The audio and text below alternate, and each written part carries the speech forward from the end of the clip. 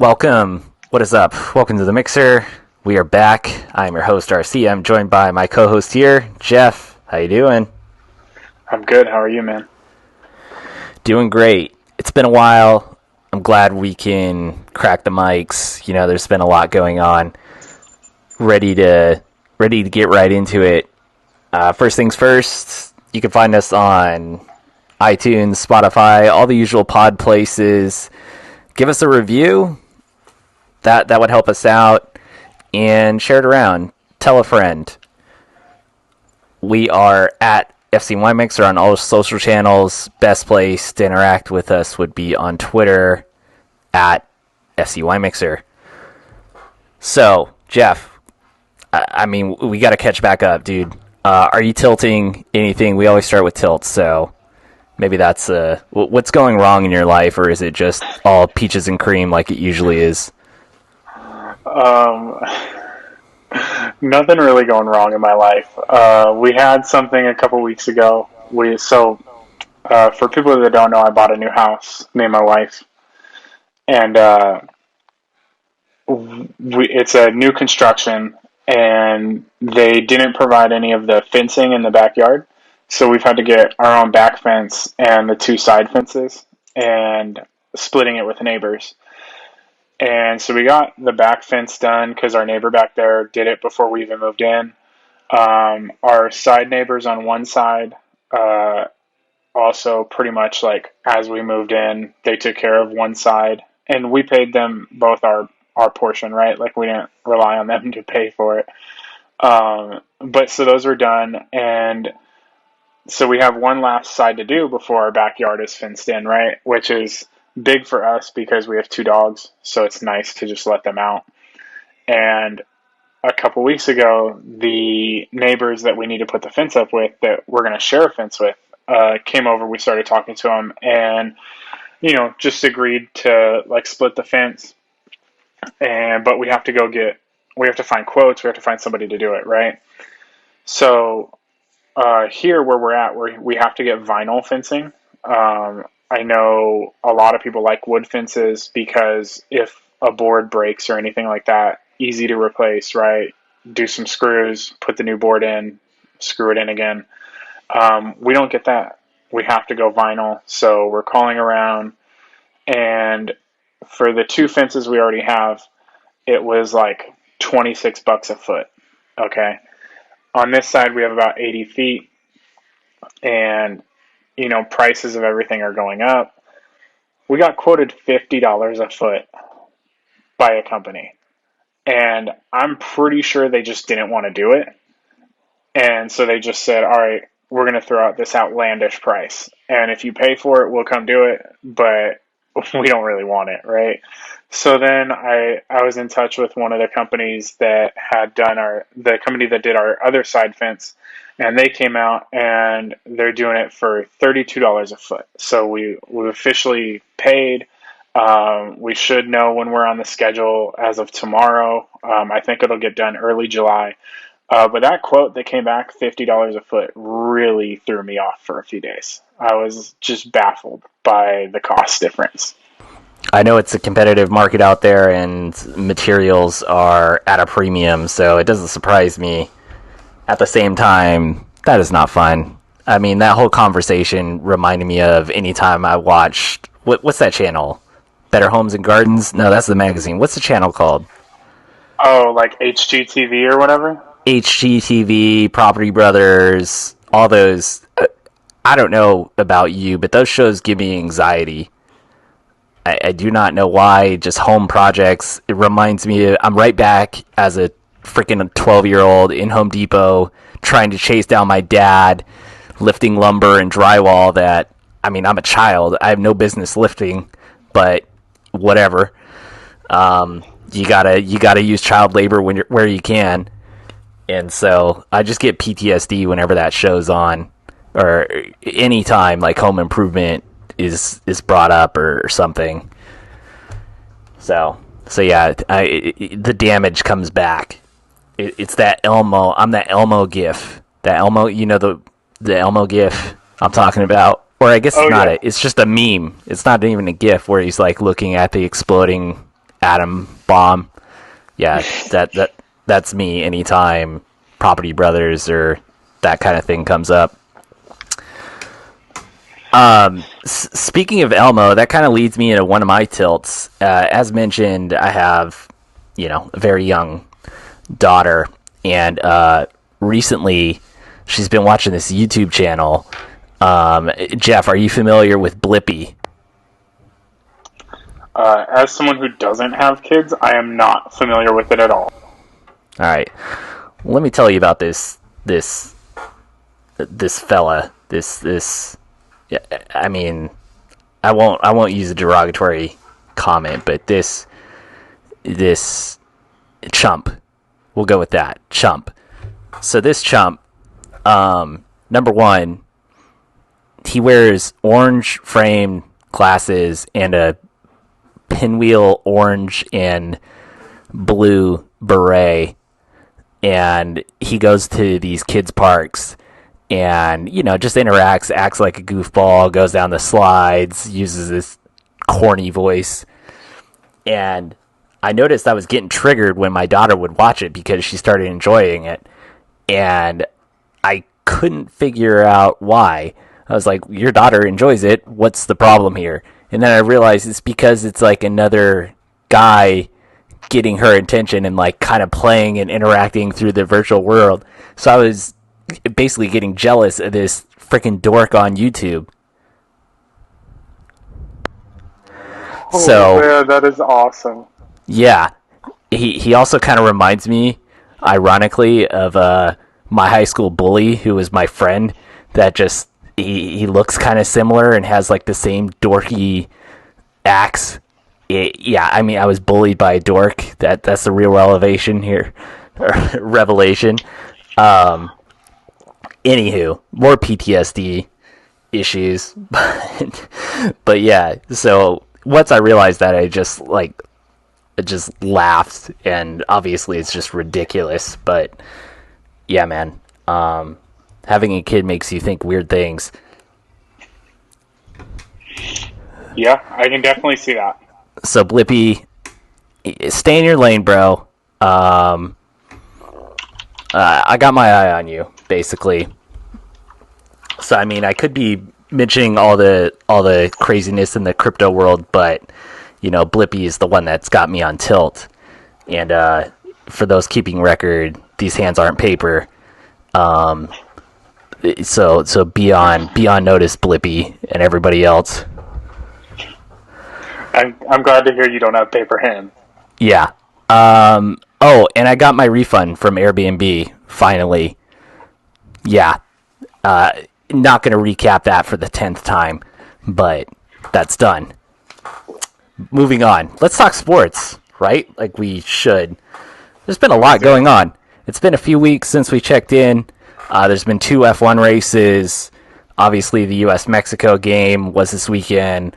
A lot going on with the Padres and NBA playoffs. Also NHL playoffs. Jeff, I mean, where do you want to start, my man? Let's go F1. That's the one I've been paying the most attention to, probably. All right, I'm excited for this. The last 2 races, well, Monaco wasn't that great. I'm going to just do a brief recap for those who forgot what happened in Monaco, and it kind of sets up what happened in Baku.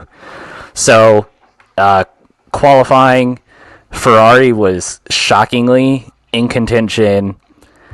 It was between basically the 2 Mercedes drivers, Verstappen and Leclerc and Sainz, both Ferrari drivers, and maybe even sprinkle in Lando. There was like 6 guys basically who had a legitimate shot at pole, which hasn't happened in a while. Leclerc sets fastest lap, kind of surprisingly, and then in the middle of Q3 and then towards the end of Q3, crashes, hits the barriers, they red flag the session, and Leclerc gets pole. Very important in Monaco. His crash, though, brought out the red flag. There was concerns over his car being damaged, a possible gearbox replacement. I mean, I'll get into the results of that, but Bottas, Hamilton, Verstappen, Sainz all said, well, if he didn't crash, my lap was going to be faster. Did you get to watch any of the qualifying, Jeff? I watched some of it, and it was, I don't know, it's always funny when you hear these guys and they talk about, my lap was going to be faster, this and that, when, like, granted, like, some things change, fuel, weight changes, stuff like that, but, like, if he was, like, 2/10 faster, I believe, than the next closest person, and no one had really looked like they were going to put up a lap like that. So I don't believe any of them. But who knows, right? But yeah, qualifying was awesome. It was great to see Leclerc win pole, especially he's from Monaco, so that was cool. Um, but yeah, I'll let you touch on what happened to his car and all that, and the decision Ferrari made not to race him on Sunday or on the actual race. Tip to anybody out there who's new to F1, always, always, always watch Monaco qualifying. The race is rarely exciting. It's all about qualifying. Tip number 2, always, always, always wake up early for street races. Hence, Baku, which had an earlier start time. So just put that in the back of your mind anytime that the calendar visits the street circuit. Moving on to what happened on race day in Monaco. So initially Ferrari said that Leclerc's car seemed okay. Initial checks on the gearbox seemed fine. He goes out there for his warm-up lap. Turns out it's not okay. I believe the impact was on the right side. There was something wrong with the drive shaft on the left side of the rear axle or something. Anyway, his car, not safe to race. It was too late to make a change, so he did not take the grid, bumping Verstappen up to the number one grid slot on the track. The race kind of unfolded how races unfold in Monaco. Everybody got through the first corner okay. Mick Schumacher made a questionable pass on Mazepin at the hairpin on the first lap. That was probably the only interesting thing that happened in the initial laps of the race. Hamilton pit first out of the front runners, came back in traffic. He got held up by Norris and I can't remember the other driver, maybe even Perez. Verstappen came in, rejoined in the lead kind of comfortably, and then Vettel was able to actually leapfrog Hamilton. Hamilton ended up finishing like 7th. They just completely botched his strategy, and Verstappen won. One of the most interesting parts of the race was when Vettel was coming out to rejoin, and it was a legitimate, it was tight whether or not he was going to get out in front of Hamilton, and the broadcast switched to a replay of Lance Stroll kind of missing a chicane and jumping the barriers instead of showing Hamilton, or excuse me, Vettel rejoin in front of Hamilton. And it was just a total mistake on the broadcast. And yeah, I believe this, I'm not 100% sure, but I'm old enough to remember as a Formula One fan when each track or each country that hosted the race, they controlled the broadcast. And so it wasn't the actual, it was like a universal feed from Formula One, but it ran by the country or area that hosted the race. And so they were just constantly showing whatever they felt like. It's almost like, like how Twitch streams are done now, where they're Twitch streaming a sporting event where they have no control. They're just kind of commenting on what they're seeing on the screen. And I believe Monaco is the only track that still has that. It was some sort of agreement with the nation of Monaco. I don't know exactly the Illuminati contract details of why it is in Monaco, but it was a nice throwback to like the late 90s, early 2000s when I would watch, and that stuff kind of happened all the time. Did you catch that, Jeff, or did you just see the memes? I just saw the memes about it. Formula Dank. If you have no interest in Formula One, just follow Formula Dank on Reddit. That and Drive to Survive will convert you, I promise. Especially, Sergio Perez's rear end meme that's hot in the streets right now. So anyway, Verstappen won and took the lead in the championship. I think he had a 105 to 101 or 106 to 101 lead over Hamilton, but it's the first time that Verstappen has led a single seater championship series, which I kind of found hard to believe. Yeah, I'm assuming that's because he got to Formula One so quick, right? He didn't have some of those years in Formula Two or whatever where he would have likely led. Yeah, he's a young lad. Carlos Sainz finished second. Great for Ferrari. Lando Norris finished third. Sergio Perez finished fourth. And Vettel had an impressive showing, finishing fifth, just ahead of Pierre Gasly and the aforementioned Lewis Hamilton, who finished seventh. Those were the only guys on who stayed on the lead lap, which set up a tasty matchup for the Grand Prix at Baku, the Azerbaijan Grand Prix. I should mention this is one of those to host tracks where some shady arrangements have probably been made with the city that it's hosted in.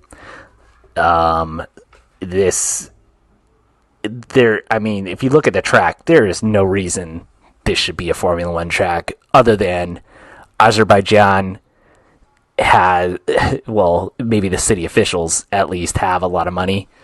I think Baku is like the financial capital of the Middle East. I could be wrong, so do not quote me on that, but they have a big kind of booming finance industry there, I believe. And anyway, to show off, they have this street course. The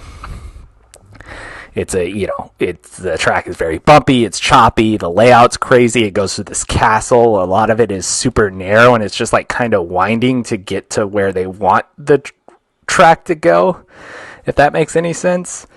But yeah, we're set up for, a showdown in Baku. This track has always produced good races. So qualifying, kind of a rinse and repeat of Monaco. A lot of guys looking feisty. Pierre Gasly looked to be running really well. He looked at a shot for a front row in the AlphaTauri. The Ferraris looked okay. Red Bull looked the best. Verstappen especially. The thing about Baku is it has the longest straight in Formula One, and there could be a little bit of gamesmanship played where teams can run one car as to tow their preferred car behind, which is what Mercedes executed with Hamilton. However,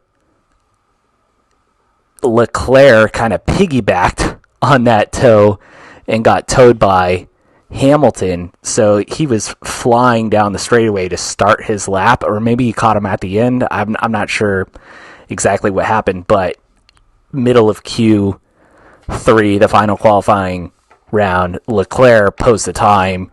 I think it was like a low 141, and most of the laps had been on the 142s prior.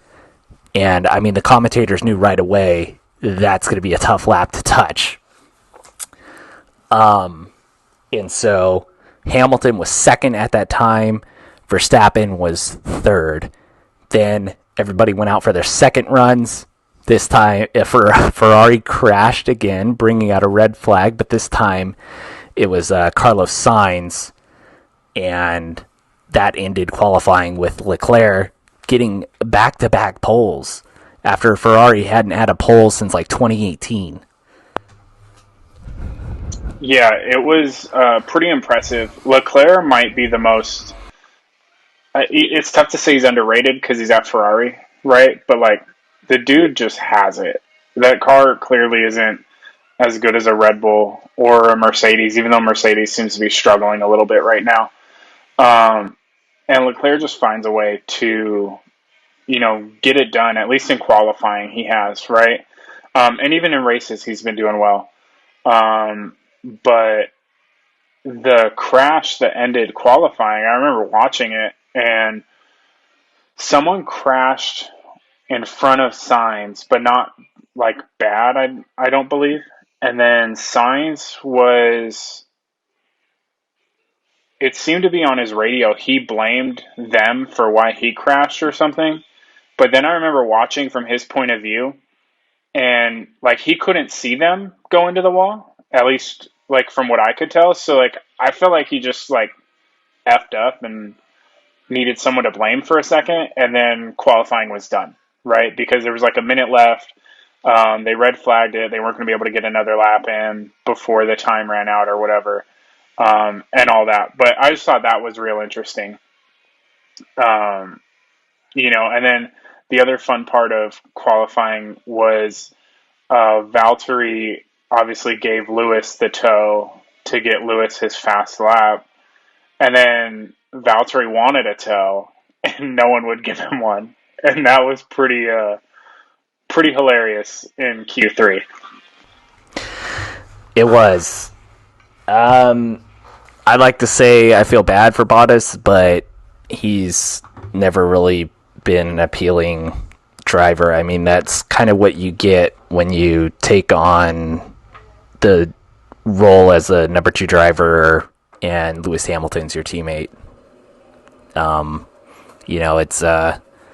It just comes with the territory. And yeah, it was Yuki Tsunoda who, I think he just had a lockup. I don't even know if he hit the wall, but anyway, that distracted Sainz, and he kind of just got spooked and spun off. Yeah. Turn 15, that might be the toughest corner in all of Formula One. Ended up causing 4 red flags in qualifying and practice sessions. I believe it was Leclerc had a crash there last year. You were just applauding Leclerc's driving abilities, and I agree with you. He is one of the best drivers in Formula One. He had some podiums early last season when that Ferrari was just complete trash. It's better now, but at the start of last season, it was just nowhere it needed to be. If you remember, if you can rewind your mind back in time, Italy was hit hard by the coronavirus, and this was right in the preseason for Formula One, and so Ferrari had their garages shut down for months in anticipation of the season, and yeah, they really didn't get any of that preseason work, and Leclerc was overperforming. So anyway, Leclerc gets pole. Hamilton, feeling overmatched, was very happy with qualifying second, and Verstappen third.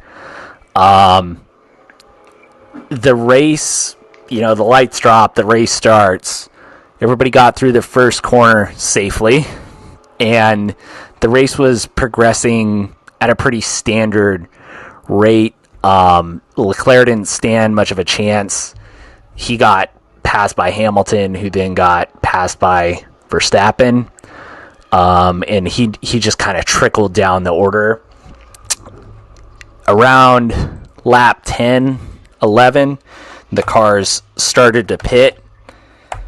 It was going to be a one-stop strategy for pretty much everybody. That's just the way it's set up. And again, Mercedes, not really through any fault of their own, had, I believe it was Gasly, came in right as Hamilton was going to pull out. Mercedes didn't want to get an unsafe release, so they had to hold him. It delayed his pit time by about a full 2 seconds. We all know that. Well, I shouldn't say we all know, but as Jeff has mentioned before, Red Bull has the best pit crew. They routinely average, like a quarter second to a half second faster than any other team, and that is very substantial in Formula One. And anywho, so when Verstappen came in, they were able to leapfrog Hamilton, and then more salt on the wounds. Perez, who I believe was running down in fourth, also got to leapfrog Hamilton, and so it was Verstappen and Perez 1-2 there after the initial round of pit stops. And then just as the race was kind of starting to turn into the procession, we had ourselves a good old-fashioned tire controversy going down the main straightaway, just short of 200 miles an hour. Lance Stroll had a epic tire failure. Left rear tire just went down. He spun into the wall, or I guess it was the left right tire. Yeah, I believe it was the rear right tire failed. He was shaken up on the radio. You could hear him say, "Get me out of here. Get me out of here." He was in the probably fastest spot on the track, and it's just not a safe place to be. So Pirelli and the broadcast team said they believed it was a puncture.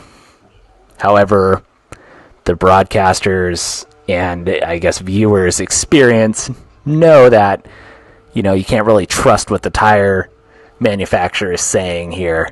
And compounding it, they increase the pressures of the tires by 1 psi. Again, does not sound significant, but it's a 5% increase on these cars that handle insane loads. So Jeff, what were your thoughts at that point in the race? Well, as a Lewis fan, I was excited because it brought everyone closer together, right? And I thought he would have a chance to, maybe get a good restart and at least pass Sergio, which he didn't pass Sergio on the restart, but came close. Was able to keep it close enough that maybe later in the race he'd have a chance. But as far as the tire failure goes, they change tire compounds, or they alter tires every year, every few years. Not just Formula One. This is like all racing does this. They try to improve it. And, occasionally you're going to have some issues. It sucks that it happened to going about 200 miles an hour. And I'm sure you'll get to the other one that happened that really sparked the really was like, okay, there's something up with the tires, right? But yeah, it just kind of, for me, it was the first time I've seen it in Formula One. But it's not new to racing. It happens everywhere, right? So I was a little excited though, because once you knew Lance was safe and everything, then it was like, okay, we got a restart. This will be a interesting race from here on out. Yeah, so Stroll's crash happened on lap 32. They did not issue a red flag, so this meant no standing start. It was a regular safety car restart that we're accustomed to in American racing and most auto racing series. Lap 37, we go back to green. Hamilton got a decent toe off of Perez, but could not get around him. So Verstappen still led Perez. It looked like that's how it was going to finish. it looked like it was going to be Hamilton, Perez, or no, excuse me, Verstappen, Perez, Hamilton. You had Pierre Gasly and Vettel really challenging. I think Vettel was able to get fresher tires somehow. Just excellent strategy execution by Aston Martin. And then lap 47, out of nowhere, 10 laps after we went back to green, race leader Max Verstappen's tire fails. Further down the straight, estimated to be going at 200 miles an hour before veering off into the wall. Luckily, it was it wasn't a direct hit. It was, scrubbed off some speed sideways into the barriers, spun around. There wasn't anybody too close to him. His teammate was the nearest.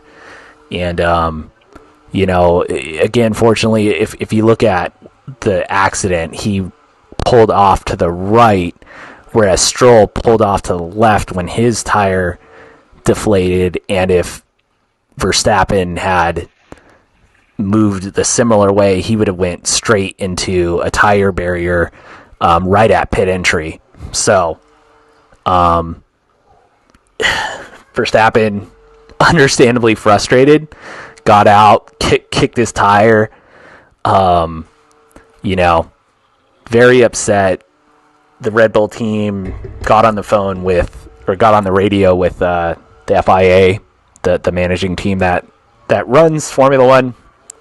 Told them they had no indication that a tire was punctured or anything, so that suggests just a complete tire failure. Mm-hmm. Suggested they red flag the race so the other drivers can change tires and finish it out. So that's what they did, and that meant Perez was leading Hamilton ahead of Sainz in fourth and third. I can't remember. No, I can't remember the 1, 2, 3. Vettel, Gasly, and Leclerc. Okay, good deal. So then there's restart. It was Perez, Hamilton, Vettel in third, Gasly fourth, Leclerc fifth, and Yuki Tsunoda sixth. So, there was an extended delay. I mean, it seemed like it was about a half hour before we went back to green. Hamilton, in the lead up to the restart, got on the radio, said to the team, "We got to remember here," I'm paraphrasing Hamilton as best I can, but he said, we got to remember, we got to keep in mind here the bigger picture, basically, that the championship is long, our biggest competitor is out, so let's not try to force anything at the restart. Kind of implying I'm not really gonna go full send trying to get the win here. I'm gonna play the longer game and think about the championship implications. Yeah, Jeff, what happened in the first corner? What happened to that plan? Well, if you know anything about Lewis, Lewis is a liar. Lewis lies about his tires all the time. Every race. Lies about the car, lies about everything. Lewis said, I believe he said, it's a marathon, not a sprint, blah, blah, blah, blah, blah. Well, I imagine Lewis did not expect to get the restart that he did. And so I think in his mind, he's like, okay, Perez will probably come out first, and then I'll just slot in behind him, and we'll worry about it from there, right? And then he got a pretty good restart and was ahead of Perez and locked up his brakes and just went straight on turn one instead of actually making the turn. So you think that Lewis's radio messages that he is, chronically having tire problems every race, and his comment that he was gonna think for the long game is just a rope-a-dope, a little hezzy hay on the competitors, because he knows that the other teams are gonna radio to their drivers. Hamilton says his tires are going off. Hamilton says he's thinking about the championship. Yeah, 100%. Like, Lewis is known for doing this. He's not, with 5 laps left in a race, just saying like, "Oh, my tires are failing," and then churning out fastest laps for the next 4 laps. Right? Like, this is something he does all the time. So it would not surprise me if he was, trying to play a little gamesmanship there and just be like, "Yeah, don't expect me to try anything, blah blah blah." And then he realizes, "Oh wait, I have a shot here to win this." Especially with going for it. I like again, we're not conspiracy theorists here. We connect dots. I do like that dot connecting. In my mind, maybe I'm naive. Maybe I'm just gullible and I go along with things a lot. But I just thought Lewis was so privileged in driving his Mercedes that anytime he picks up a freaking Frito-Lay on the track, he thinks his tires are going off. So, anyway. So, you explain what happened. Lewis, his brakes were smoking a lot on the grid, waiting for the restart. He wasn't the only driver who had that. He was the only driver in contention to win that had such significant smoking, so maybe his brakes were overheated, locked up the front inside tire, which he has the tendency to do. He also, in the past, has had a tendency to be that driver that gets a little aggressive. He hasn't done it for years. I think I heard a stat. It was at least 30 plus races he had finished in the points. He hadn't missed the points since like 2018. I can't.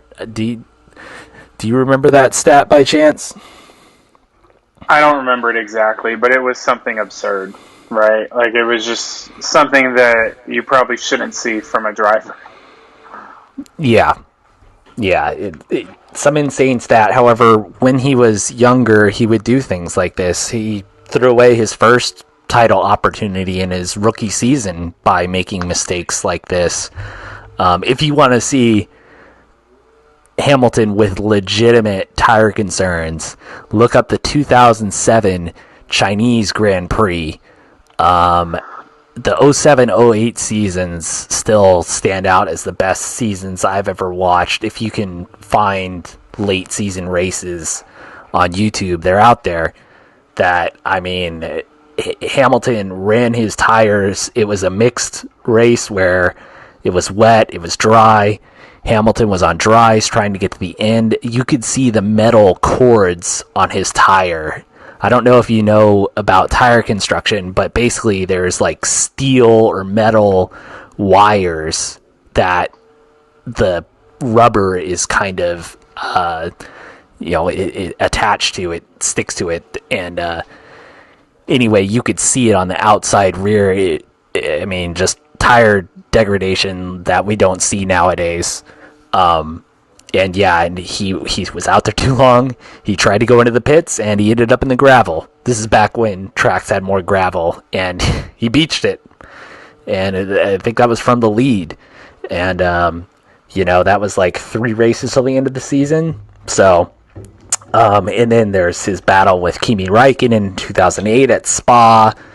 Yeah, there's a whole bunch of stuff that he's done in the past. He's really matured into a much more calculated and just a better driver. He doesn't make those mistakes that you kind of see Verstappen has done in the past years. But yeah, it bites him here. Perez ends up carrying it to the flag, second win ever. We got to hear the Mexican national anthem again on the podium, which got me fired up. We had Vettel finish second, which is, just what an accomplishment for Aston Martin in their first season to get a podium so early. And Pierre Gasly finished third. The best podium in a while. And just a great race, really. So Yeah. In the end, I think the most significant change was Perez jumping up to third in the Constructors' Championship, but I mean it's a 2-horse race. It's Verstappen and it's Hamilton, and if the Red Bull can continue to compete like it is, we may, for the first time in a long time, have a legitimate champion or drivers and constructors race. Which, I mean, I don't know if you can tell, but I am stoked. It's been too long. Oh yeah, definitely. The one thing that does, I have a couple thoughts after the race is, the first one is Mercedes looks like they're figuring it out. And if they do, I think it's just over again. I think Red Bull obviously has a more competitive car compared to Mercedes this year than they did last year or the year before. But I think that if Mercedes can figure it out, I think they can still kind of run away with it the way they have in the past. But it's exciting right now. My second thought is, and this doesn't seem to be much of a Mercedes type of move, but let's say Mercedes is kind of locked into second, and Red Bull's going to Max is going to win the Drivers' Championship, and Red Bull's going to win the Constructors' Championship with 4 or 5 races left. Do they just swap Valtteri and George right there and just give George a head start going into next year? Oh, man, I don't know. In the build-up to this season, I did call out that if Bottas doesn't start producing, they're going to be hurting, because Perez is that type of driver who produces consistent results, and then he'll throw in the surprise, I mean, even in Sauber, when he was with Sauber, he'd be the one that got the random podiums. I mean, I can't even really compare him, because Gasly is maybe the closest comparison, but that AlphaTauri's pretty solid. It'd be something like, Esteban Ocon in the Alpine, just randomly showing up on a podium and getting top 5s here and there. He manages his tires better than anybody on the grid, in my opinion. And once he got the hang of the Red Bull, I knew he was going to be dangerous. And I mean, right now he's third in the title with 69 points. Nice. And then Bottas is in his third or fourth year in a Mercedes, and he's in sixth with 47 points. I mean, you need better. You need better out of your number 2 driver if you're Mercedes, and they're down 26 points. No, I can't do the math. They're trailing 174 to 148 right now. Mercedes is, and it's an uncommon position for them. So, I mean, I'm excited. And then we have Ferrari, McLaren. I mean, that battle's going to be awesome too, especially if Ricciardo can get the hang of driving the McLaren. But Norris has been doing great. So, yeah, I mean, we haven't had that many races at traditional tracks yet. We start out, let me see the schedule real quick. So we started in Bahrain, which is pretty traditional. actually. Then we go to Monza, or not Monza, Imola, which they haven't raced that in a while, so it's tough to tell. Same thing with Portugal. We go to Spain. That's a normal track. Monaco's definitely not a normal track. Baku's not a normal track. So anyway, we got some things to shake out. But yeah, I'm looking forward to the rest of the kind of the European season, which, I mean, sounds like it's going to be it, because they're having to cancel like the Singapore Grand Prix. And I suspect some of the other ones, like Australia, is going to be canceled most likely. So we'll see what races get added on. But yeah, we should have more Formula One content. I mean, it's taken up 40 minutes of the show, but yeah, it's really good. If you're not watching, give it a watch, and maybe start with Drive to Survive. It's it's a really well done show. It is, and it gives you, the thing that they've done great with that is it gives you, you kind of build a relationship with some of these drivers, right? Because they talk to a bunch of them multiple times, and so you start to get to see their personalities, and you get tied into their results and everything. And it's not just, if you start with season 1, Lewis wins like 14 of the 21 races or something like that, right? So like, it's not just, oh, Lewis wins again, oh, Lewis wins again. You're getting the actual storylines for the mid team and the bottom tier teams, right? So that's the cool thing about Drive to Survive. I did have one other thought after the race that I want to get your thoughts on, and I think that Sergio is probably the best. He's like what you want in a number 2 driver, right? Like, he's probably never going to win the drivers' championship. He just doesn't seem to be that kind of driver, in my opinion. But he's also not going to make mistakes. And so he's like, on Sunday, or his win last year, right? He's good enough to beat a majority of the field in almost any car. And then if mistakes are made, he's good enough to win, right? Because he's not going to make those mistakes. He's not going to do what Lewis did. Just kind of your... always been one of my favorites. Obviously, he's a Mexican driver, North American driver. Was the first one in there for a while. He's had some impressive. I mean, just what has happened with him in the past is he just has good tires, and he's passing fools like crazy in the last 5 or 10 laps, providing the only excitement in an otherwise boring race. He's done it many times, so that's how I've become a bigger fan of his. As far as being the ideal backup driver, number 2 driver, yeah, you want better, more consistency out of him in qualifying. It's tough to tell, since this is his first real competitive car he's had before, and he's still adjusting to it. But you had somebody like Rubens Barrichello for Ferrari in the past. He was a great number 2 driver. Nico Rosberg,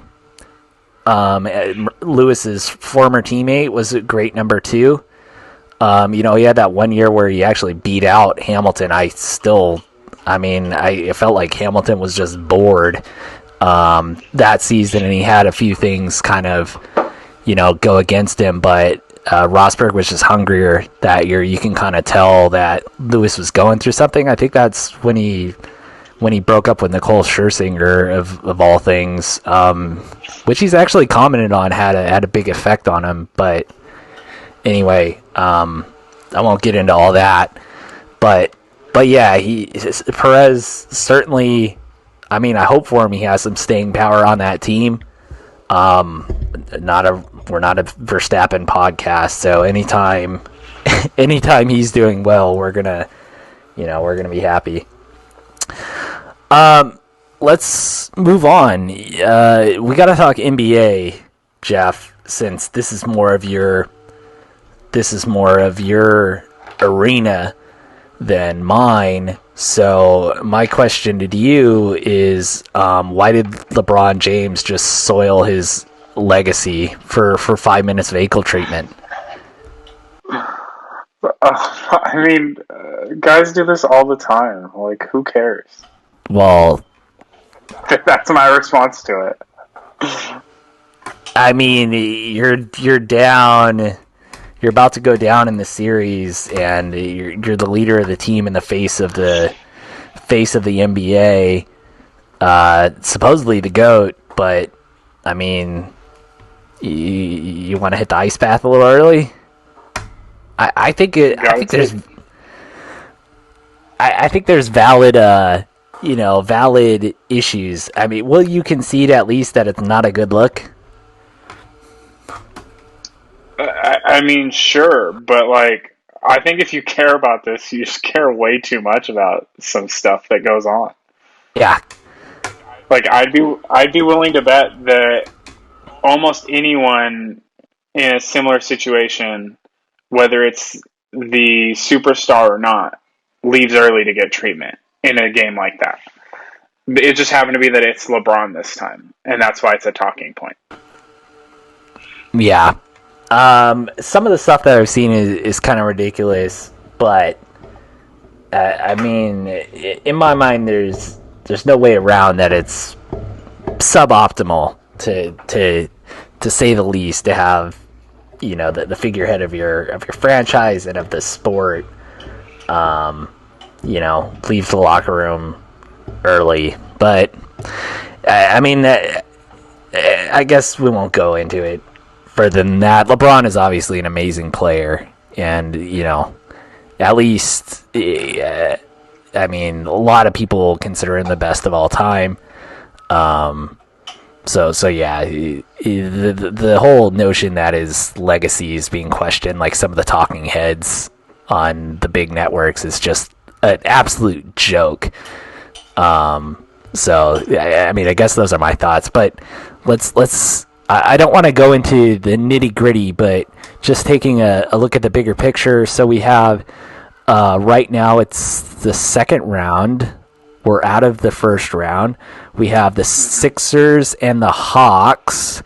We have the Nets and the Bucks. We have the Suns and Denver. Nuggets. And the Nuggets, and then the Clippers and the Jazz. The Hawks won game one. The Nets won game one. The Suns And play game last two. night. The Suns did, and Nuggets played last night as well, and the Suns won. Okay, so I mean, who do you see getting to the conference finals here in the next round? Even though the Sixers lost game one, I still think they probably win that series. I think it's probably Nets Sixers. The Nets just, I don't know what's going on with Milwaukee, but they are a mess. Like, the Nets are just running almost them off lost the by court right now. They almost lost by 50 last night, didn't they? It was like 130 to 80. Something like that. And the Nets just might be the best team, and they might just win it all. It's the advantage of having three guys like that. Even though one of them is actually hurt right now, James Harden went out a minute into game one. So who's? I mean, forgive me, I don't follow basketball as closely. So it's Durant, Harden. Who's the third? Kyrie. Okay, Kyrie. Duh. Yeah, it's obviously not Blake, but rip. Yeah. Those are, the biggest of the big threes, really. So you got the Nets and Sixers making it to the conference finals, and then the Nets moving on. What about in the West? I would go Suns and probably the Jazz. I'm not sold on the Clippers. Everyone not named Kawhi and Paul George shot lights out after game three, I think it was, or after the first two games in their first round series. Like, all their role players shot over 40% from three. And I just don't see that happening again, especially against the Jazz, who are a really good defensive team. Even though I'm not a Gobert fan, really kind of despise that guy, actually. But the Jazz are a really, really good defensive team. They were the best team in the league this year. I think they figure out a way to beat the Clippers in probably 5 or 6 games. That series was a grind. The Clippers and the Mavericks, no team won a home game until Game 7. Luka obviously was great. He was injured kind of mid-series, and then looked to be fully recovered by the end, or at least his performance would indicate that. I'm a Kawhi fan, a de facto Clipper fan, so been paying close attention to that series. I think this series with the Jazz is going to be a grind, and hopefully they can get by. It's probably going to be the closest out of all the series, although I do think the Hawks have a legitimate chance against the Sixers. They did take game 1, but I picked them to win the series, so hopefully that pays out. But yeah, I have Suns, Clippers, and the Suns-Lakers series was a bit of a grind too, but if the Clippers have to do another 7 games, I don't think they can keep up with the Suns, and it sets up the Nets and the Suns, and yeah, the Nets are just dominant. I don't know how they don't win it. Yeah, especially with Blake playing the way he's playing. Blake is huge for the Nets right now. He looks rejuvenated. He clearly doesn't have the same athleticism as he did in when he was a Clipper, but he's still good enough. And he's obviously a smart enough basketball player that he knows what he's doing. And then you throw Kyrie and, Durant's the best player in the world right now. And he realistically probably has been for the last 3 or 4 years that he was healthy. But being in Golden State willingly kind of gave that title up because we didn't see him doing everything that he needed to do. But we go back and you even look at the last year he played, the last year in Golden State, if he plays in that finals and doesn't get hurt, they probably just run through the Raptors. I think the 8 minutes he did play, they were plus 15 or plus 20, right? The Toronto couldn't defend them. Durant, if you watch him, I think I posted it to some of the people I work with, but Giannis was covering Durant the other night, and Durant just crossed him twice and hit a jumper in his face, and he's just unguardable. And when he plays defense the way he's been playing, he's just a monster. And at his size, I don't think there's anyone better in the league. I think maybe a healthy LeBron is close, but yeah, it's fun to watch, to be honest. So who's going to provide the big storylines since LeBron isn't part of the playoffs moving forward? I think it's the first year he's not made the conference semifinals in forever, and same with Steph Curry. So you mentioned Durant. Do you have any off the radar players to look out for that the talking heads are going to be hyping? Well, I'll give you my favorite. He's not up and coming, but Devin Booker.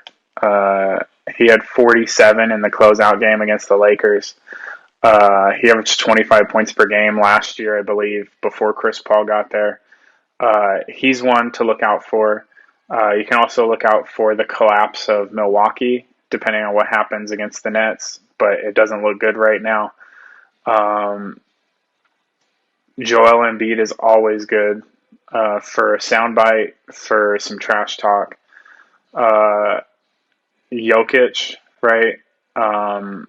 Michael Porter Jr. might be the key to Denver against the Suns, right? Because Jokic is going to give you what he's going to give you. But they need somebody else to step up. And then the growth of Trae Young, right? And that Atlanta team. Trae for a while was seen as kind of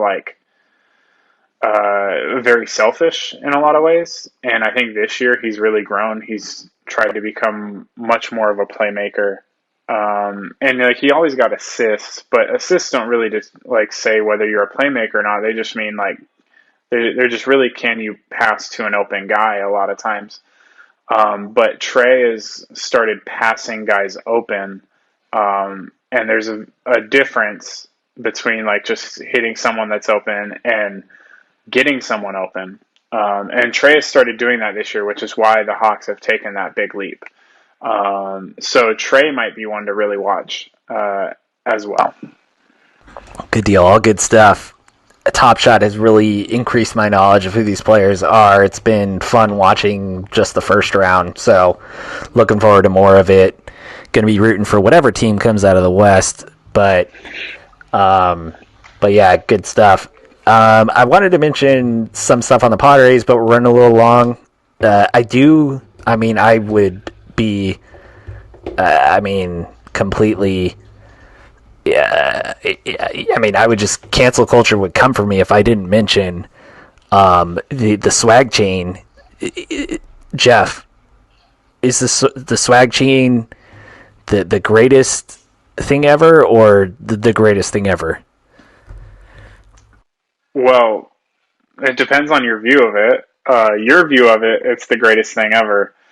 But if we remember like 2 years ago in college football, the Miami Hurricanes had this exact same thing. So to me, it really just seems like the Padres are biting a college team, which is a real bad look. I didn't hear any of that. I just hear the voice of me echoing that it's just the greatest thing ever. The thought, to bring baseball into the swag culture. It's just revolutionary. I will say this is going to be one of my tilts. Pimping home runs. We're pro that. Pitchers kind of shouting when they give a big strikeout. We're pro that. We had the controversy with, what is it, La Russa, where Yermin Mercedes swung 3-0 against a position player, and then it was La Russa, right? Yeah. He criticized, saying we gave him the take signal, and then defended the other team when they threw at him the next day. And just a quick thought on that. I was okay with Yermin, who's on my fantasy team, swinging 3-0. The only thing that could have made it better was if he just bat flipped after that and just went total heel, like threw the sucket to the position player pitching and just rounded the plates at the slowest possible pace and just soaked it in just as a troll to everybody. That would have been electric. Yeah, we definitely need more of that in baseball. It just makes it more fun. Especially these, I don't know if you've been paying attention, but these college kids that are bat flipping when they're hitting home runs to put their teams into the like College World Series. So much fun. Well, I saw college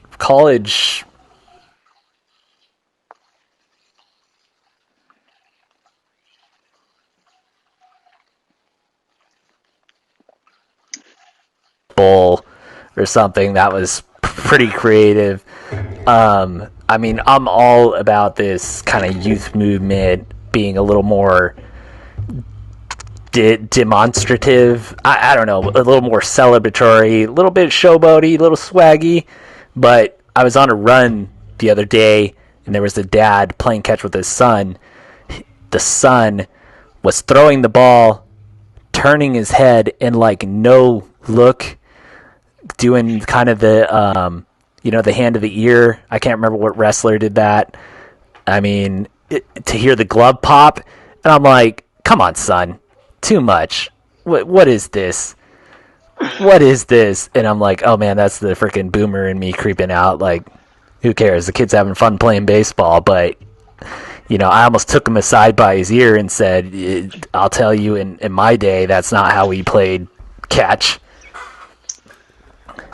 Man, if you don't let the youth take the game and make it their own, they're never going to love it, right? Like, this is the problem with sports is, we teach kids how to play, right? And you say, oh, you gotta You got to do it this way. You got to do it that way. But like, listen to music. Music evolves over the years, right? New music comes out, and popular music changes all the time, right? Because it's the youth that really determines what becomes popular, right? And so if you just say, "Hey, you have to stick to this," the youth's going to rebel and they're going to go somewhere else, right? So let them have fun. If they think it's cool for the game, great. Let them do it. So, I mean, we're nearing the end here. That does kind of touch on something that you said you wanted to bring up on how it would fix U.S. sports. Do you want to touch on that before we get out of here, Jeff? No, I need more time. So I will do that next time, and I'll start off with it. TBD. TBD. That how about that for a cliffhanger? So yeah, we're back. We'll try to get another episode out next week, if not sooner. Anything else before you get out of here? I'm good. Have a good day. All right. So for my lovely co-host here, Jeff, we are the Wine Mixer, FC Wine Mixer. Follow us on Twitter, all that good stuff. We'll catch you next time. Later.